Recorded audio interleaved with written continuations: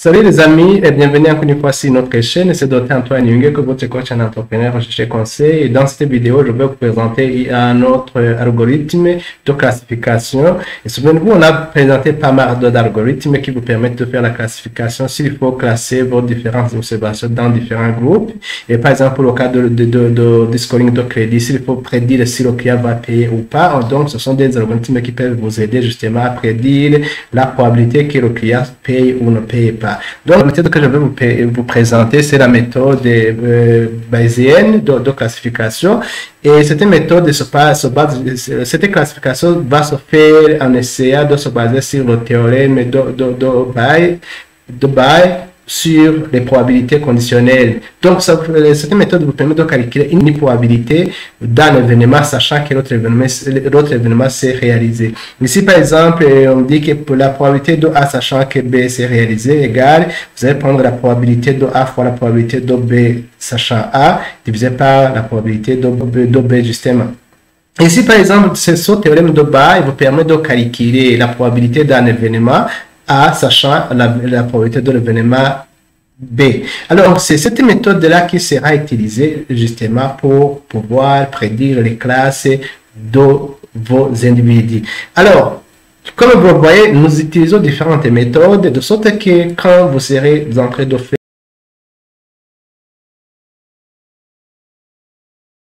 de décider l'algorithme que vous allez utiliser dans ce que vous serez en train de faire, vous puissiez comparer les différents algorithmes pour voir les performances afin de trouver l'algorithme qui vous convient. Donc, vous voyez qu'on a utilisé pas mal de méthodes. Nous avons utilisé la régression logistique, ordinale, la régression multinomiale, nous avons l'analyse de discrimination linéaire, nous avons utilisé l'arbre de décision, nous avons utilisé les méthodes Canny-Harris Method. Donc, vous voyez qu'on a vu pas mal de méthodes et c'est dans le sens de vous aider justement afin de déterminer quel est l'algorithme qui vous convient, que vous pouvez utiliser dans votre situation. Alors, pour réaliser cela, nous avons besoin de ces packages, PIST, DPR et ggplot. Et justement, c'est pour pouvoir faire certaines visualisations. Et ici, il faut les exécuter. Si vous les avez bien sûr installés, si vous ne les avez pas encore installés, il faut les installer. Nous travaillons toujours sur la même base de données pour pouvoir comparer la performance des algorithmes. C'est pourquoi vous voyez que nous utilisons une base de données qui est dans le logiciel R afin de pouvoir comparer. Par exemple, on va voir les résultats de cette méthode bayésienne. Et on va comparer avec Canny-Harris méthode parce que comme on a vu, la méthode Canny-Harris Neighbor, c'est une méthode qui est non paramétrique et donc qui fait la classification en observant les données et sur base de la distance euclidienne. Donc voilà, on va appeler notre base de données dans l'environnement et puis on va faire analyser la structure de notre base de données. Ici, cette fonction nous permet justement de faire l'analyse synthétique. Ici, nous pouvons analyser les corrélations entre nos variables, cette fonction-là, iris. Ici, j'arrive 5 parce que data est dans la base de données iris. La cinquième variable, c'est une variable catégorielle qui montre les différentes classes de fleurs.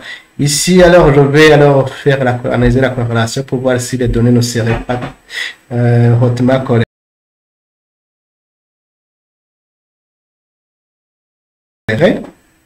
Et donc, c'est juste pour faire la visualisation. Donc, vous voyez que la corrélation n'est pas très forte ici.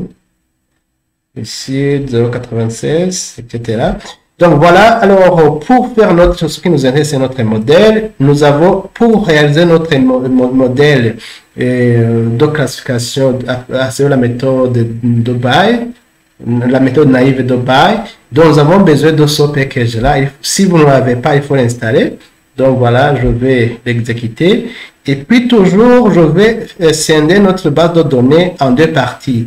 Dans la partie d'entraînement du modèle et la partie de test du modèle pour voir si réellement le modèle peut être utilisé dans le futur pour faire des prédictions des classes ou des prédictions de probabilités. Donc, c'est toujours la même commande qu'on a déjà utilisée ici. Comme vous le voyez ici, je vais utiliser 70% pour entraîner mon modèle et je vais justement utiliser 0,3 et pour 30% des données pour faire le test de notre modèle. Ici, alors, voilà comment on fait, on indique le modèle, voilà comment on indique Voilà comment on fait le modèle. Je fais naive bias. Species, c'est la variable dépendante selon toutes les variables des données. Vous voyez que ce sont les données d'entraînement. Donc, je vais exécuter cette commande. Et puis, je peux afficher le modèle. Je vais réduire ici. Je vais effacer ici. Vous voyez, je vais justement afficher les éléments du modèle. Donc, voilà, si je vais interpréter ou présenter les éléments. Donc, vous voyez qu'ici, dans notre base de données, les probabilités, c'est 0,35 pour Setosa et 0,33 pour Bescolor et 0,30 pour Virginica. Donc, la répartition de notre base de données. Et puis, alors, vous voyez les différentes probabilités conditionnelles. Regardez ici, les amis. Donc, voilà. Ici, ce qui m'intéresse le plus justement, c'est de pouvoir évaluer les performances des modèles par les prédictions. Ici, si je vais par exemple faire la prédiction des probabilités, comme je l'ai toujours dit, cette prédiction des probabilités est tellement utile, surtout dans le cas de calcul des provisions.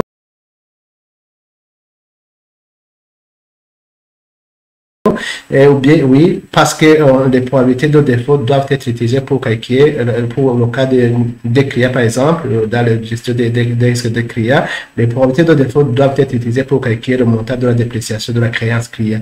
Donc, c'est pourquoi il faut savoir la probabilité. Donc, comment, selon l'algorithme que vous utilisez, la façon de calculer les probabilités peut ne pas être la même chose. Par exemple, il y a des algorithmes qui utilisent ici type, PLOB pour dire probabilité. Mais ici, avec cet algorithme-là, vous voyez qu'on utilise LOW.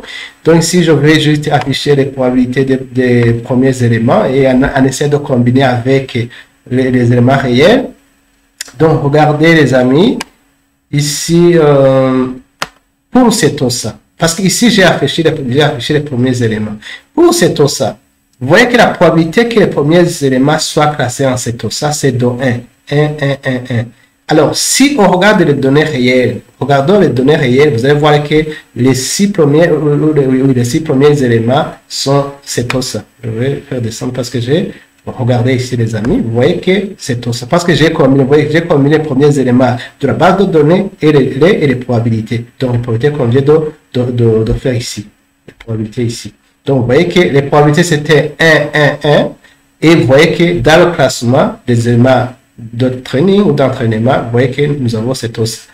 Alors, nous continuons justement avec les données. Plutôt, je vais vous montrer comment vous pouvez faire la prédiction de la classe. Et c'est à partir de la prédiction de la classe que vous pouvez alors évaluer votre modèle en termes de précision de modèle ou en termes de taux. Ce n'est pas à partir des prédictions des probabilités que vous allez évaluer votre modèle, mais vous allez évaluer votre modèle à partir de la prédiction des classes.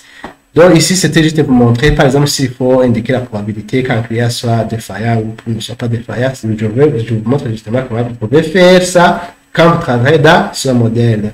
Ici, c'est pour juste, vous voyez que je travaille sur les données d'entraînement, de training. Ici, je vais calculer, ce sont toujours les mêmes tableaux. Si vous avez suivi nos données, ce sont toujours les mêmes tableaux. La façon de calculer la précision, ça ne change pas. Ici, parce que je vais calculer sur base de notre, ici je vais vous montrer par exemple ici, sur base de ce tableau, en termes de collecte de prédictions et de mauvaises prédictions, voilà, je vais vous montrer, regardez. Ici, par exemple ici pour ça, les 40 fleurs ont été prédites comme c'est ça, et c'est réellement c'est ça. Mais ici pour le cas de Bescolor, si vous regardez bien, il y a 38, mais malheureusement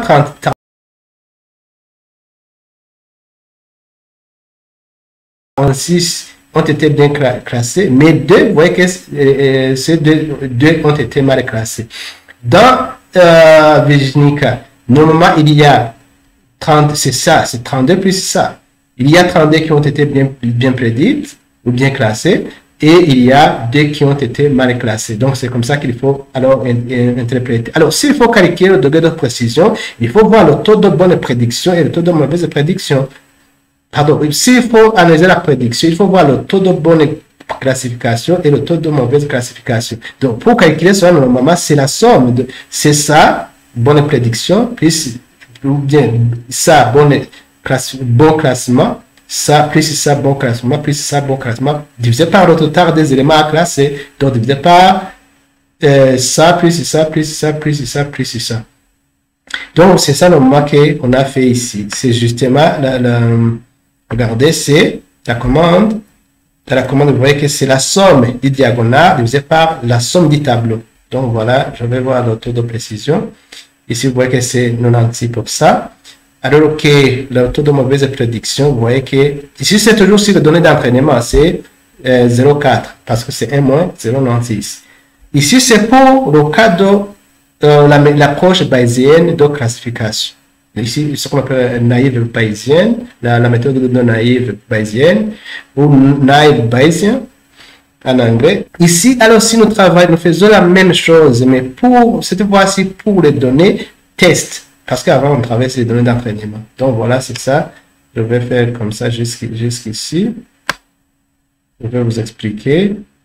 Ici, vous voyez que c'est ça, c'est 10. Viscolor, c'est en termes de prédiction, c'est 14. Et ici, vous voyez que c'est 14. Mais en réalité, vous voyez que c'est tout ça pour les données réelles. Vous voyez que dans ce tableau, j'affiche les données réelles. C'est tout ça, c'est 10. C'est bien classé. Mais Viscolor, regardez, c'est 14 en termes de prédiction. Mais c'était uniquement 12. Et Virginica, c'était les données réelles, c'est 16. Alors qu'en termes de classification, la machine a classé 14. Ça veut dire qu'en réalité, les éléments qui auraient été classés dans Virginica, les deux éléments-là, ont été classés ici dans Viscolor. Voilà. Nous pouvons faire justement toujours le même tableau, même choix, c'est toujours la même chose en termes de précision. Ici, nous travaillons toujours si les données test. Donc, vous voyez que avant, si les données d'entraînement, en termes de performance, c'était 0,96, ça, avec un taux de mauvais classement de 0,4. Mais ici, vous voyez, en termes de précision, si les données test, c'est 0,95. Et donc, en termes d'erreur de précision, c'est 1 moins 0,95, c'est 5%. Donc, ils sont modèles là avec l'approche bayésienne. Nous voyons que nous avons une image d'erreur de 0,05. Alors, ici, si vous voulez prédire la probabilité, justement, c'est comme ça que vous allez faire ça. Regardez. Donc, voilà, si vous voulez justement afficher les probabilités. Donc, voilà, c'est comme ça qu'il faut prévoir les probabilités. Je vous ai dit que c'est utile quand vous travaillez sur les crédits et que vous avez besoin de calculer les probabilités de défaut des clients. Alors, on peut améliorer le modèle avant de le comparer avec l'approche KNN.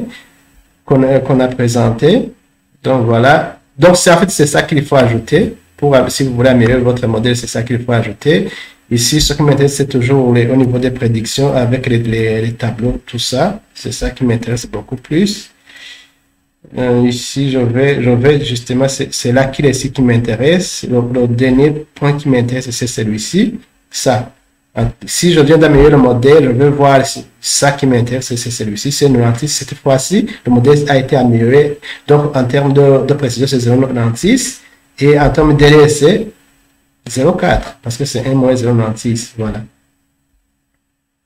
Voilà, c'est 0,4. Alors, maintenant, si je compare l'approche bayésienne en travaillant sur les mêmes données et l'approche KNN, nous voyons qu'en réalité, l'approche KNN en termes de précision, donner une précision en termes de taux d'erreur, c'était 0,3. En termes de précision, l'approche KNN, c'était 0,96. Donc, si nous travaillons sur les mêmes données pour pouvoir classer, nous voyons que l'approche KNN est plus performante que l'approche bayésienne parce que le taux d'erreur ici pour l'approche KNN est de 0.